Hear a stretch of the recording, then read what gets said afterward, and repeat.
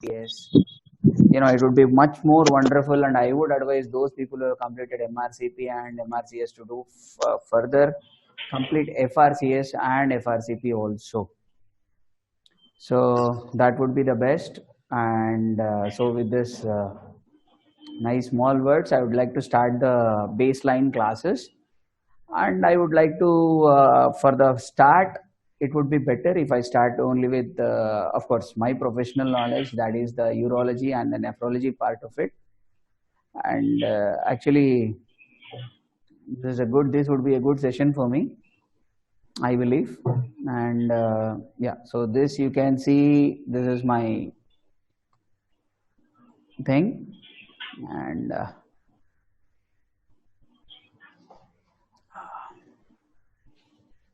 yes, sir. So let me start off straight away. See, this is the wonderful topic I really like, that is transplant. Okay. So if anyone has got a doubt, they may ask in between by a chat, or you can chat later also. It's up to you, sir. And so let us start. The first question goes, a 28-year-old female undergoes a renal transplant for a focal segmental glomerulosclerosis. See, the first question is very dicey actually. The question itself says focal segmental FSGS. So yeah, then within hours of the operation, the patient becomes unwell with features consistent of severe systemic inflammatory response syndrome, SIRS. See, what does that indicate? That means that as soon as renal transplant was done and within hours there is SIRS. That means that it is acute. Can anyone? Rejection. Okay. Please chat box, please.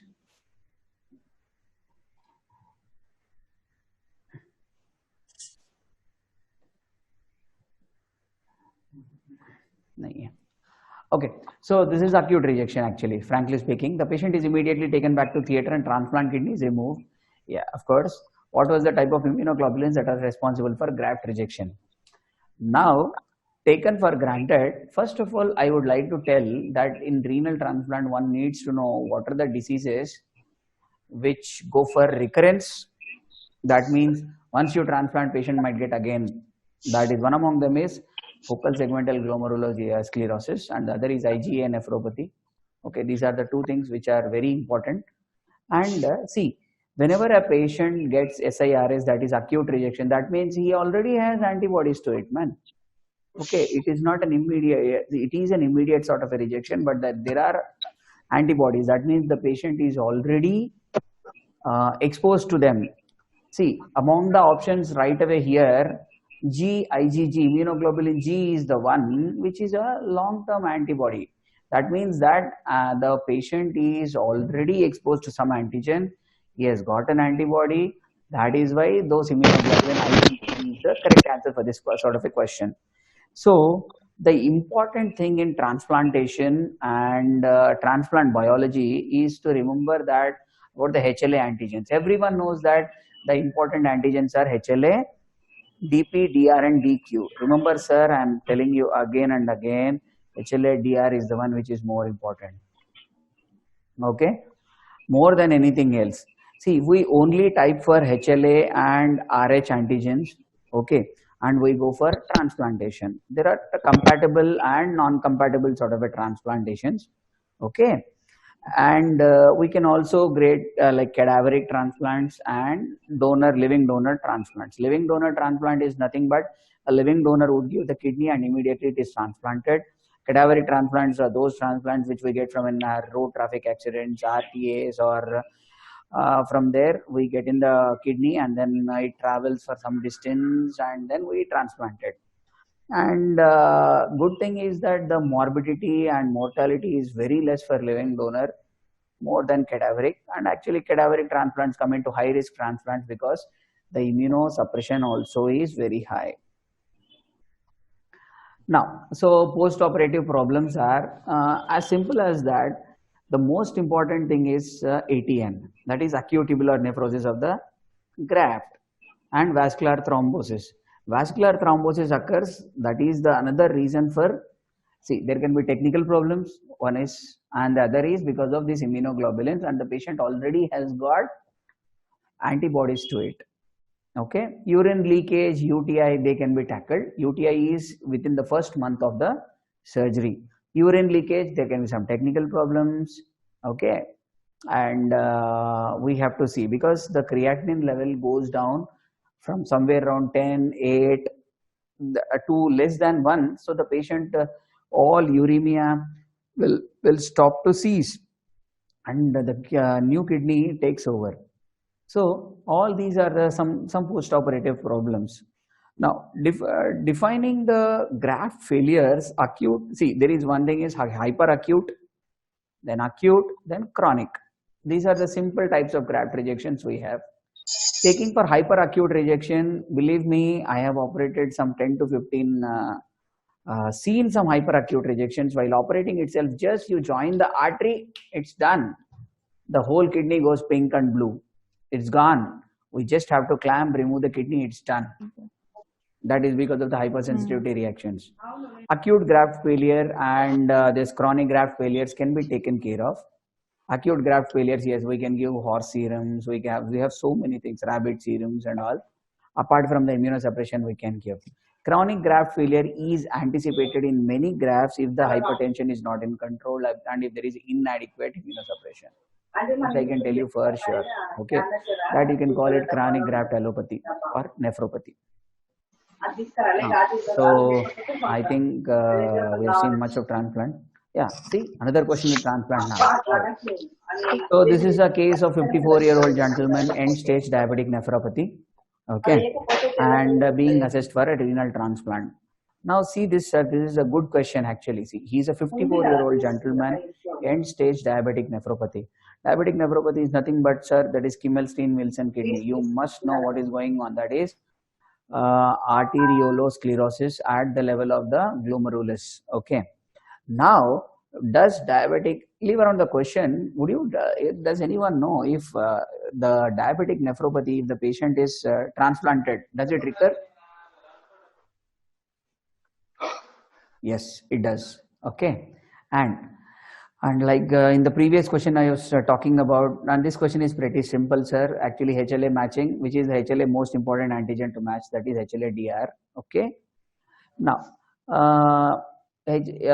see, in the class of antigens of HLA, okay, human leukocyte antigen system and the major histocompatibility complex and the chromosome 6, the DR is the one which is most important.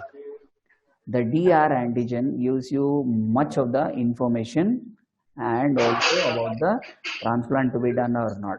Simplifying, I would like to tell you about a scenario. I have operated, or rather I have seen my chief operating 1.5 years back. We have done a case which was an incompatible transplant. Now let me tell you what is an incompatible transplant.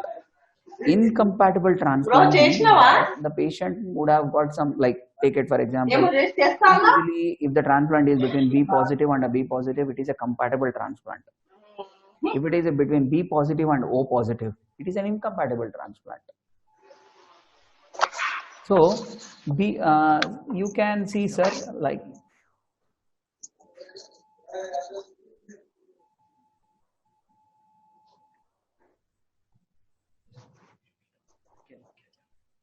B positive and O positive. See, these both are, you know that even the blood groups have changed. In these sort of a transplant, which are high risk transplants, we can do one thing, you know, the immunosuppression levels are very high. Incompatible transplants are also done. Okay. So incompatible transplant, what happens is you have to check the HLA system and also the compatibility system even before the surgery also. 1 hour or 2-3 hours before the surgery, we send the titers of these antibodies and antigens both. So if we have lesser titers, then we may operate. If there are higher titers, there is more chance that the patient might land up in failure or rejections, right? Now, see the same thing again, hyperacute, acute, you guys know this, okay? This is all easy thing. What you need to know is basics, sir. See, always remember, a teacher expects nothing from the examination. The student must know what is the baseline knowledge. One is baseline knowledge, and the other is that the choice of your options. See, sometimes in these examinations like MRCP and MRCS, they usually one option is correct, but sometimes there will be some dicey option also.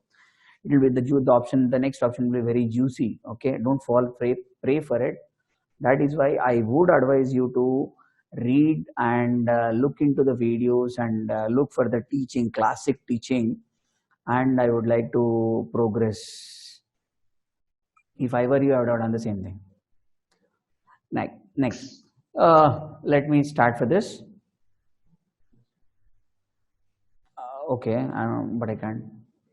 Okay, if you have doubts, sir, you are welcome to ask in the chat. Actually, in this Zoom particular video, you have chat here, sir? Would you please show me chat, please? If anyone is having, sir, if anyone has a doubt, yes. And I want you to give me yes or no if you do not understand anything. Please put it in a chat so that I can answer. Yeah, and if you understand, yes, please put an yes. That will be really good for people. So let me move on to the third. Yeah, this is a wonderful question again, going for benign hyperplasia of the prostate. Okay, so 69-year-old gentleman is started on tamsulosin for benign hyperprostatiplasia. Later on the answers, see first, what is tamsulosin? See, tamsulosin is an alpha blocker. We have alpha blockers, selective, non-selective, okay, all these sort of blockers. Now, tamsulosin is a selective alpha blocker because these alpha blockers are present and alpha receptors are present in the base of the bladder, and that means the bladder neck, base of the bladder, and also near the vesico-ureteric junction where you have this particular ureter opening into the bladder. Okay, that is the reason why you must know that why urologists, if the stone size is less in the ureter, that means especially if it is in the distal ureter, we would like to prescribe tamsulosin or some other drug like tamsulosin. We have other alternates also. So this tamsulosin being an alpha blocker, what are the effects of this experience? So because it is an alpha receptor blocker, so it would block the alpha. Now when you have alpha blocker receptor being blocked, we have postural hypotension and dizziness. That is because you have alpha blocker also in the vessels. That is the reason why you might have postural hypotension. Obviously that will cause dizziness. Okay, so telling this, now what are the other drugs equivalent to tamsulosin we have, which are selective? There is a newer drug in the market called silodosin, SILODOSIN, which is 162 times more acting than tamsulosin on the same receptor. So that is the reason why silodosin is very rampant in the market, and it actually does some good job too. Of course, it has postural hypotension and dizziness.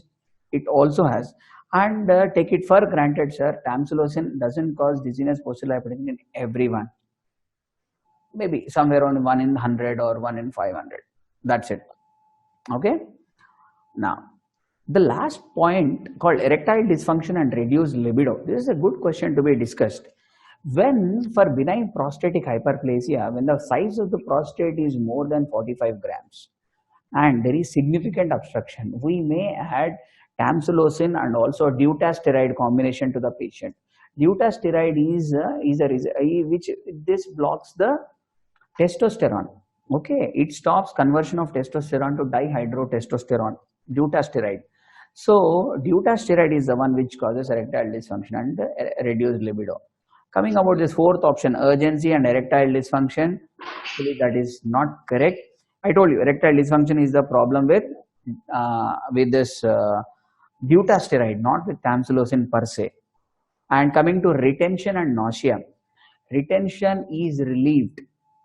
That is why in some cases of, let me tell you a small case. See, leave around this 69-year-old man. I'll talk about a small 40-year-old gentleman who has got, he feels like he is having LUTS, that is lower urinary tract symptoms. He is unable to pass urine very well. He is passing though. So he comes to us saying that, sir, I'm having some obstructive features or obstructive lower urinary tract symptoms. So what do I do? Now, so I would like to send the gentleman for uroflowmetry. What is this uroflowmetry? The patient passes urine on the machine, okay, that is called uroflowmeter, and then we'll record a graph. Normally the graph would be the bell shape, but in some people they have extremely elevated bladder necks. When the bladder neck is elevated like a dam, urine cannot pass, as simple as that. So to reduce the bladder neck elevation, we also give this particular drug called tamsulosin. So in fact, the third question is definitely, the third answer is wrong, because it relieves the urine, not causes retention. Okay. Now let us move to next question. Oh yeah, all these things you know. Yeah, you must know this particular thing. Last but not the least, this is something called MTOPS trial. Okay, what is this MTOPS? Medical therapy of prostatic symptoms. You know, the word called prostatic symptoms is gone. It is obsolete. Now, what is important? What is in the nomenclature is LUTS, lower urinary tract symptoms. There are two types. One is obstructive, and the other is obstructive and irritative symptoms. Obstructive symptoms and irritative symptoms are entirely different, but people have a combination of both of them, because this prostate obstructs the bladder, but bladder tries to throw away the urine. So the bladder function is detained, stopped by this growing prostate. So BPH typically causes lower urinary tract symptoms. Usually if the gland is big, it has obstructive and irritative symptoms. And coming to surgery of the prostate, there are certain indications for surgery of the prostate, that is bladder outlet obstruction, which is causing the upper tract, the problems for the upper tract, like there is bilateral hydroureteronecrosis. Urine is not draining down, it's going up in fact. Okay, so both the ureters are popped out and urine is going up. That is one. Raising creatinine. Okay, recurrent urinary tract infection, bleeding from the prostate. So these are all some indications. I haven't told you entirely. Yeah, of course, if there is a stone in the bladder and prostate is not getting it out, because of the prostate it is getting obstructed. These are all some reasons for surgery for the prostate, and it would be done by transurethral resection. Usually, even for the bigger prostates, nowadays we have got resection of the prostate, which is endoscopic in nature. But because of this advent of robot, now simple robotic prostatectomies are also becoming a fancy in US and other countries, because they are promoting robots, not the endoscopy more. Of course, they are. Now, I think this is enough for discussion about this. Yeah, let's move on to stones, man. So, risk factor for stone formations. Okay, first thing is renal tubular acidosis. Yes, distal renal tubular acidosis, DRTA, has got risk factor for stone formation. Cadmium, hyperparathyroidism, dehydration, these are all symptoms. Okay, I mean, these are all important for stone formation, except for cystinosis. Actually, if I were given cystinuria, I would have answered yes, but this is cystinosis is different from cystinuria. I hope everyone knows what is renal tubular acidosis, what is proximal renal tubular acidosis and distal renal tubular acidosis. I will tell you.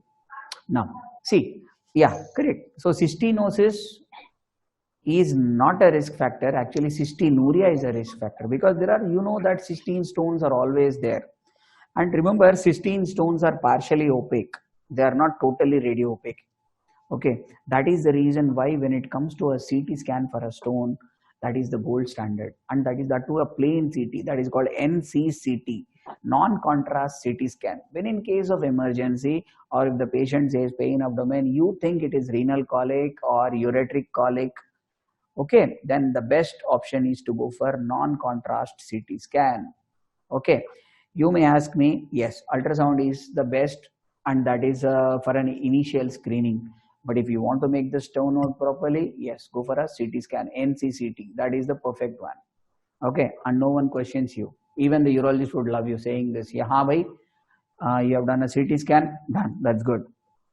Now, so the risk factors like dehydration, obvious, hypercalciuria, hyperparathyroidism, hypercalcemia. These, of course, say that there is a lot of calcium in the urine, and nidus is there on which calcium deposits. Okay, same is cystinuria. Now, high dietary oxalate. The most common type of stone is oxalate stone even today. Take it for granted. Oxalate stones. Okay. Now, oxaluria, familiar hyperoxaluria has got so many reasons to be spoken about. Now, and then renal tubular acidosis. Remember, renal tubular acidosis, distal renal tubular acidosis has got more chances for a stone formation rather than proximal renal tubular acidosis. In the because renal tubular acidosis, in the distal one, there is exchange for potassium and hydrogen. That is the reason where acidic formation of urine takes place. I hope everyone knows about this, but still, yeah, let me come out this medullary sponge kidney and polycystic kidney disease. Per se, these polycystic kidney diseases, medullary sponge kidney, they are problems with the ducts and also the glomerulus. So whenever they are enlarged, there will be some disturbances between the electrolytes, and yes, the acidosis of the urine is gone. That is another reason why they can have stone formation. Beryllium and cadmium exposure, yes, this is for your academic knowledge, but usually you rarely do encounter in the clinical scenarios. Okay, let me more talk about this urate stones. See, when you have urate stones, what is this uric acid doing, sir? Uric acid, what happens is when you have a patient with this who is obese, okay, and hypercholesterolemias, and so gout people, and also those with ureterosigmoidostomies, or yes, these sorts of conditions, or you have an ileal condu. That means that when the patient has got because of some bladder cancer, bladder is out, and ureters have been posted into the ileum and getting out as an ileostomy. In these conditions, the ileum will absorb the urine. Okay, so in those conditions, you have a lot of electrolyte shifts. Okay, the acidity of the urine, and there will be a lot of changes. So precipitation of uric acid occurs. The important thing in this is there is one thing to be wonderfully remembered, sir. Remember, everyone, this is a thumb rule I'm talking. When you have stone in non-contrast CT scan, always ask the radiologist about the Hounsfield units of the stone. That is your density of the stone. If the density of the stone is more than 1000 or more than 1200, the stone is not uric acid. The stone would not break that easily with shock wave lithotripsy. So the other treatment for stones would have to be sought. Yes, anyways, if there is a question, we'll discuss about it. Okay. There are certain drugs also like loop diuretics, steroids, acetazolamide. Yes, these act on the loop. So there will be some change of compositions also. Yeah, thiazide also causes stones. Okay. So these are the other reasons for your stones. So for the next question, going for next question. So are you people are following? Yes, in chat box you just mentioned why. Yes. If people are following, just type S. Please, man, that would do actually good to the everybody. I hope. Yes, we have almost 20 people are on board. So we expect everyone is following. Good, Dr. Anjum. Thank you. If you have any doubts in these past 4 or 5 questions, yes, madam, sir, you are so welcome to ask. You are welcome to ask. And if you guys excuse, I have some water. Huh? Let me not have any dehydration.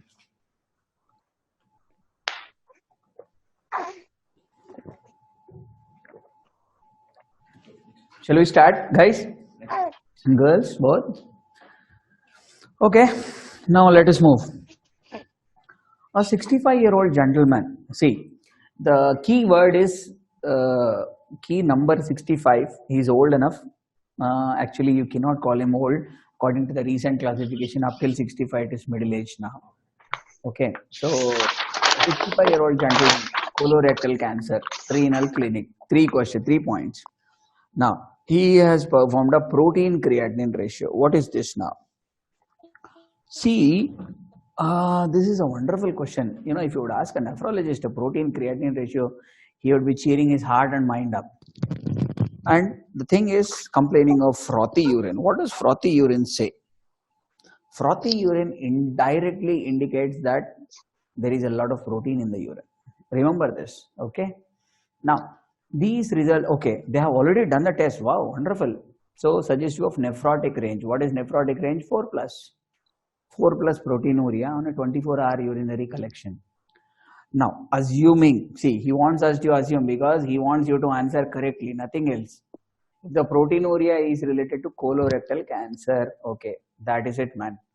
So, if because of cancer there is nephrotic syndrome, what is the pathology? It's done. There is no more thinking about it.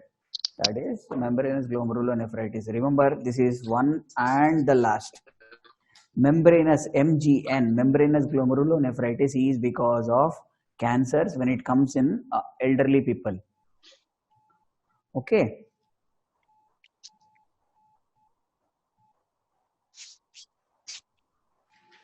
So, how many would see? There is one more thing I would like to ask. How many would go for mesangiocapillary glomerulonephritis? I would like to see anyone chat or answer. Why not mesangioglomerulo here? Anyone, please? Pardon? Yeah. If you feel it is one, now let me know how many people would say yes. Yeah, type 1 because that is the first option. If anyone goes for first option, 1. If so, why 1? Mesangiocapillary, minimal change, focal segmental, leave around focal segmental. The first two are not for this sorts of a histology at all. Okay. Mesangiocapillary, minimal change, they do not, that means as simple as that. See, when it comes to membranous glomerulonephritis, what is the membrane here where glomerulonephritis is occurring? GBM. Okay, GBM antibodies are there in this place. That is the only reason. When it comes to capillary minimal change, it is near the blood vessels. That is the reason why in colorectal cancer you are having this thing. Okay. Now, the question called membranoproliferative is acute. That is not even nephrotic. That is nephritic. So you don't touch that particular area. So yes, so there are now the discussion about here is about glomerulonephritis, okay, not about nephrotic syndrome. There are so many reasons, sir. Minimal change, membrane, FSGS, okay, these are all things, okay. And when it comes to systemic disease, you must remember some things like diabetes, SLE, amyloidosis. Okay, this is all about nephritic syndrome, not nephrotic. Nephrotic, yes, you may have in gold, sometimes in SLE, sometimes, okay, amyloidosis, yes. Okay, but you need to know, remember this, sir, if you know the pathology very well. Okay, when we were reading Robbins in her olden days, there was a classical picture in the textbook saying that it shows the glomerulus and where the antibodies are there. If you remember that particular drug, that particular diagram, that is enough. So you must know the causes. See, what are the causes of nephrotic? What are the causes of nephritic? Because the examiners are interested in asking about the clinical scenarios. Clinical scenario, take it for granted, like a small child, okay, an adolescent, fever, cough, okay, he has got some pneumonitis picture. What is the sort of a nephritis he is having? That is one question. If anyone knows, please answer. Not tell the answer. That is one sort of a question. Another one, 45-year-old male, okay, he was doing very fine and then he suddenly landed up in CKD. Okay, his creatinine is raised in 2, 3, 4, 5, 6, 7 and he went into CKD, ESRD. Now, he wants to have transplant also. Okay, now what is that sort of a glomerulonephritis? So, these are all the clinical scenarios. So, depending on the age, depending on the how fast is the onset, we have got these diagnoses to be made. Apart from your knowledge, you must know the clinical scenarios. That is all. See, this gold and these things, they do not ask you in the questions. That is only for a for the sake of those questions which have to be asked. Okay, this is all. Now next we have yeah, see, nephritic and nephrotic syndromes. We have in this sometimes, like I was discussing, in nephrotic never this rapidly progressive or membranoproliferative things come. Okay, now and there is one, if you can see this diffuse proliferative, membranoproliferative, post-streptococcal, they have like a picture of both nephrotic and nephritic syndrome, because they usually, sir, remember one thing, sir, once it starts proliferating, once the glomerular basement membrane and the thickening increases, okay, that becomes proliferative. That means more of the IgG and IgD complexes come. That is the reason why the overlapping occurs. But per se, nephrotic syndrome is the best. Nephrotic syndrome can be treated. That is one of the best, like especially minimal change disease that can be really treated. But as and as adults grow, like membranous glomerulonephritis, they try to recur. That is why we put them on immunosuppressants. We do not have a proper treatment for them. Actually, we put on immunosuppressants. Okay. Now, yeah, see the question again, the same thing. I hope everyone knows the answer now. Semi-opaque. Anyone would like to answer this question, please? Okay. Chat box, you can type the answer. Yes, sir. 1, 2, 3, 4, 5. Exactly. Your option. Okay. In chat box, you can type the answer. Anyone? Okay, next. So I just told you the answer, sir. If you would have heard the previous discussion, it is cystine stone, which is semi-opaque on X-ray. Okay. Now, can anyone tell me? Okay, let's move on. So cystine is semi-opaque, urate, xanthine are radiolucent stones. Yes, I was about to talk about the radiolucent stones, urate, xanthine stones. Okay. Now, see this, if you can see the box, the most common type of stone is calcium oxalate. Still, even today, it is oxalate stones. Okay. Calcium phosphate, cystine, xanthine, all these are other types of stones. Now, most common opaque stone is oxalate stone. What about this triple phosphate stones? They are called, they usually form the shape of a staghorn. That is why it is called as staghorn stone. Okay, that has branch and ramifications into the calyces. So that is one among the other reason why it is called staghorn calliculus. And you can classify this staghorn calliculus as partial and complete. Okay, more less than if usually there are upper calyx, lower calyx, and middle calyx in the kidney. This is the usual pattern, though there are many anomalies for a normal kidney too. Now, if the staghorn is involving two calyces, then you call it partial. If it is involving complete and more than 80% of the volume, it is called complete staghorn calliculus. Now, okay, we'll move on.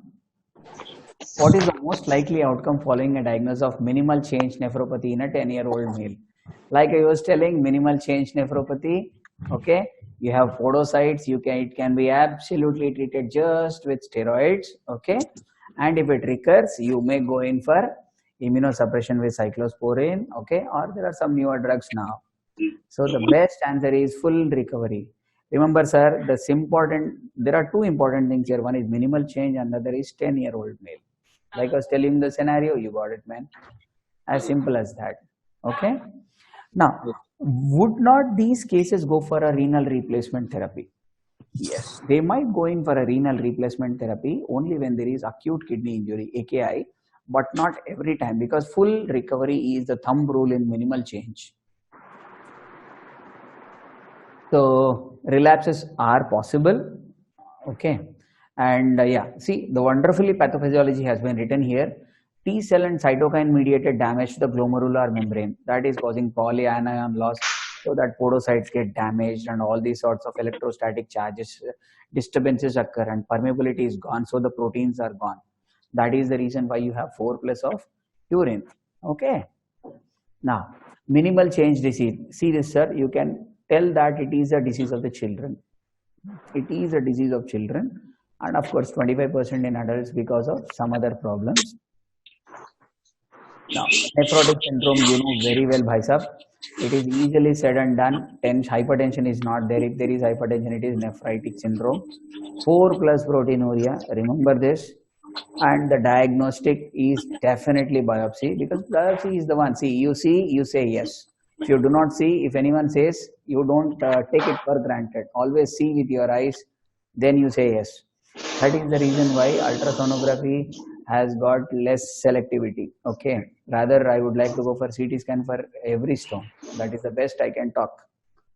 So you see with your eyes, say an yes. Okay, that is the thumb rule.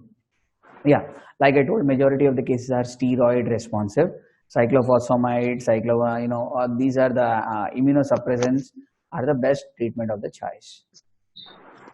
Now let's move on, man. See, I hope I'm not going fast, and if anyone would like to share anything, yes, I'm welcome, please. Would you like to, if anyone would like to say yes, no, that would be really helpful for the academy.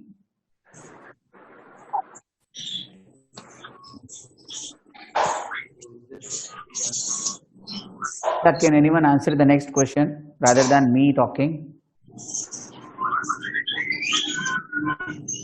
Chalo, okay. Let me tell the question first.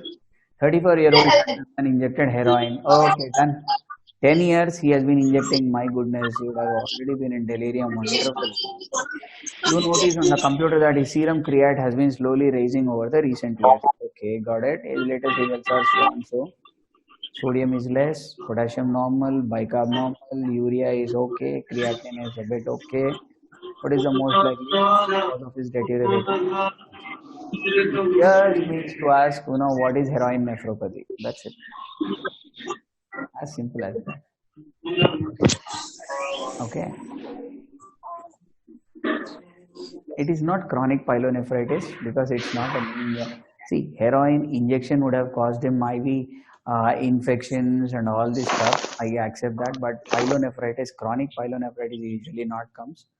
Renal vein thrombosis is rare actually. Renal vein thrombosis, you can anticipate in those people who have gotten IVC infections and intravenous and renal vein thrombosis in terms of acute trauma. You must have this. Okay, amyloidosis actually can be, it is a dicey way, but the heroin equal to FSGS. If heroin causes focal segmental glomerulosclerosis, that is the thumb rule, and it is a textbook straightaway question to be speaking. Now, sodium 140. Okay, sodium is normal actually. I read it, I misread it as 120. I'm sorry. Now, urine dipstick says protein 2 plus nil ELS. Okay, fine. Urine dipstick is protein 2 plus. That means that the patient is having some sort of a protein loss. That definitely indicates he is having some sort of a nephrotic syndrome. Okay, that is FSGS is one of the cause, and heroin causes FSGS. As simple as that. Now, so FSGS usually it is idiopathic, secondary to other pathologies like IgA, heroin, HIV, Alport syndrome. Yeah, remember I was talking about a 35-40-year-old gentleman who landed up suddenly in this nephropathy, and then he was undergoing dialysis. IgA nephropathy is one important cause because this is actually, you see much of the cases in your OPD, generalized OPD, IgA nephropathy. This is also one of the nephropathy which recurs when you transplant it. Remember this, do not forget IgA nephropathy. Okay, FSGS, they do recur. What is this reflux nephropathy? Can anyone tell me what is reflux nephropathy?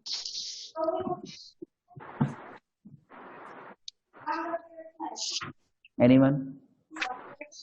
Because of the reflux of the urine, vesico-ureteric reflux, urine instead of going down, it goes up. The pressure inside the kidney and the pelvis is so high that urine does not come to the pelvis because there is already so much pressure inside. So the urine inside the tubules will itself damage the kidney. That is what is reflux nephropathy.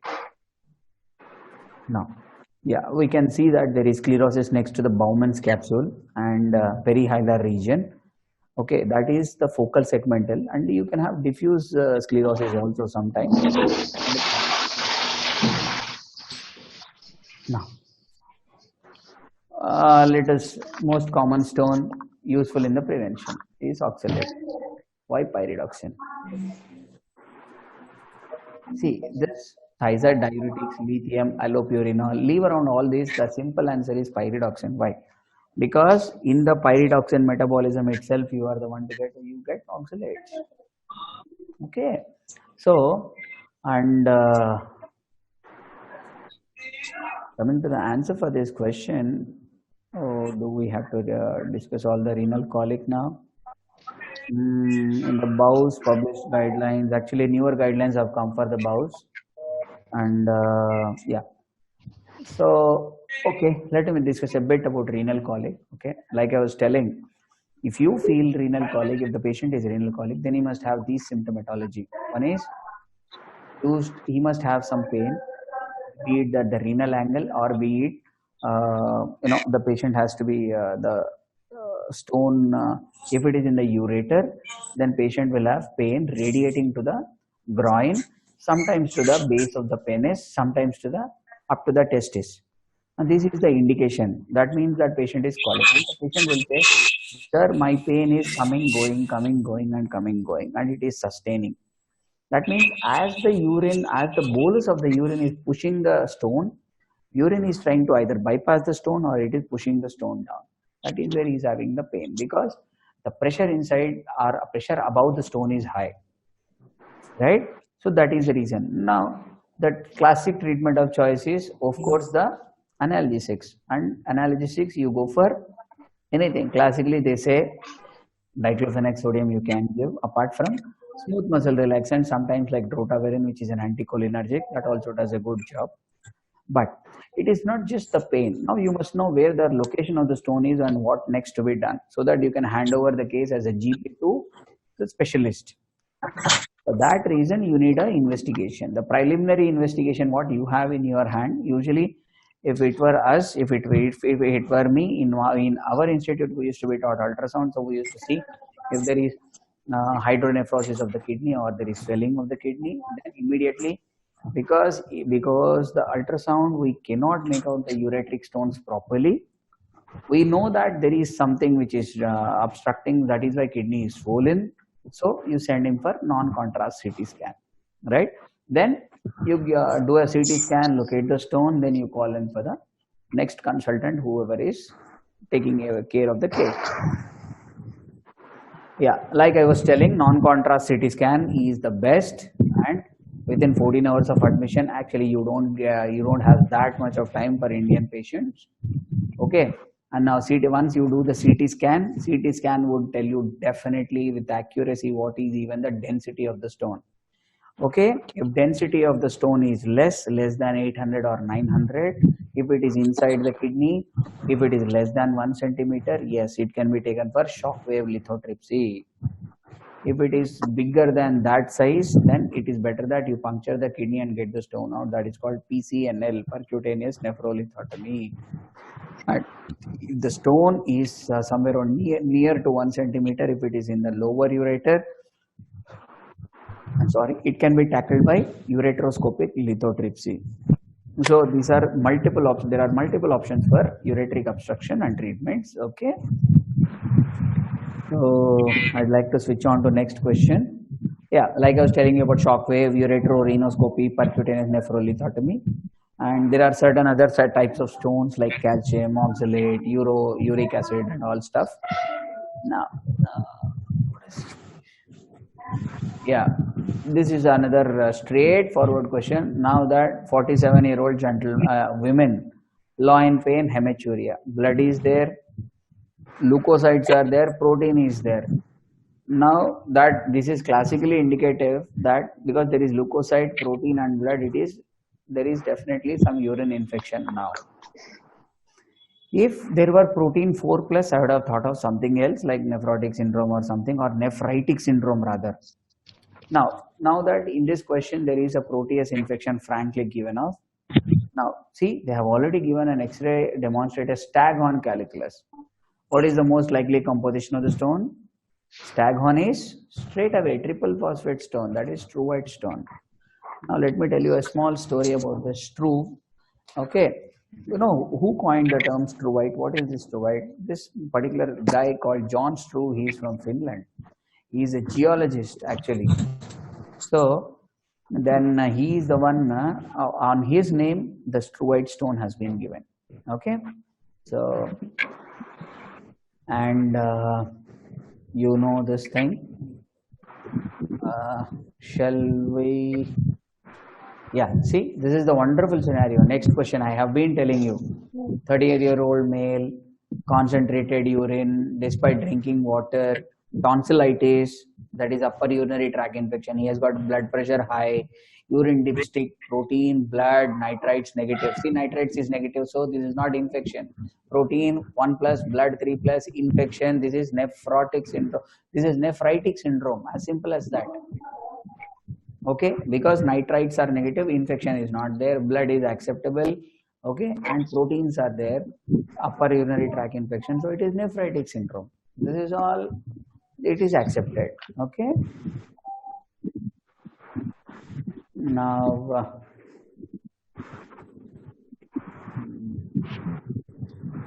I'd like to skip this question. This is actually a wonderful question, but no. Let me tell you the last and wonderful mesangial capillary. That's it. Yeah, okay, this is simple as that. This last question. Okay, streptococcal infection is DPDPGN. Okay, as simple as that. Glomerulonephritis with streptococcus. Streptococcus is in children. See, this is important. That is why it is actually nephritic syndrome. When you go in for a biopsy, it will come as diffuse proliferative. Sometimes you can have membranoproliferative also, but because membranoproliferative is not there, that is, so you can choose the diffuse DPGN option.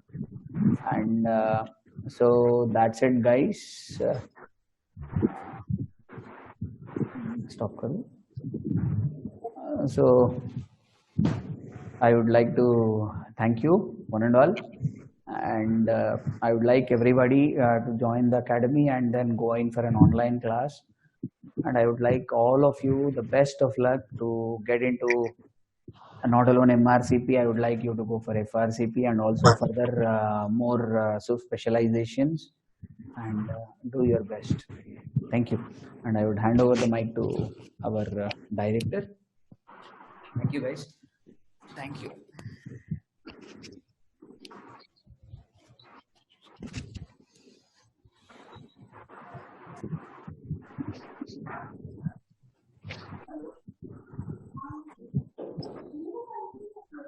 Yeah, hello guys.